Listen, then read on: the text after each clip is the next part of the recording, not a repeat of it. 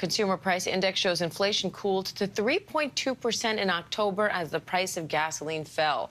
So what does this mean for the economy overall? ABC News business reporter Alexis Christoforous joins me now for more on this.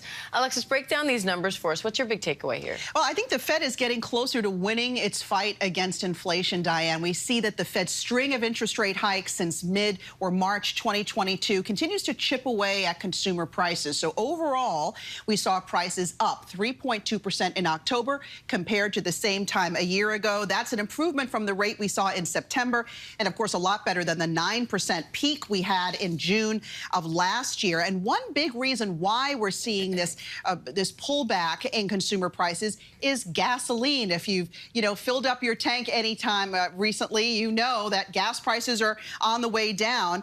We've got the national average now at $3.35, 26 cents lower in just the past month. Also, we've got used car prices down 7%, a decline there also in airfares and hotels. On the flip side, we are still paying more for food. Rent continues to be a big issue. Rent prices up more than 7%, and medical care costs. So that's sort of, keeping in check that drop we saw in gas prices. All right. And so what does this mean for the economy overall, you think? I think, we're moving in the right direction. Certainly there are areas of the economy where inflation is more strongly embedded. But the Fed wanted to make sure that it wasn't just a fluke and they were seeing just a couple of months of good data.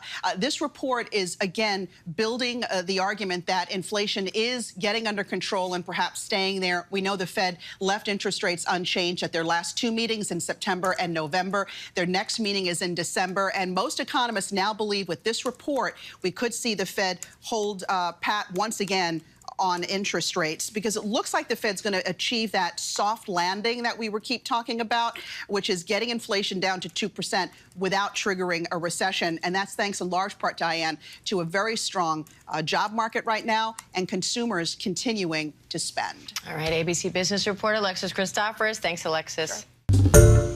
Hi, everyone. George Stephanopoulos here. Thanks for checking out the ABC News YouTube channel. If you'd like to get more videos, show highlights, and watch live event coverage, click on the right over here to subscribe to our channel. And don't forget to download the ABC News app for breaking news alerts. Thanks for watching.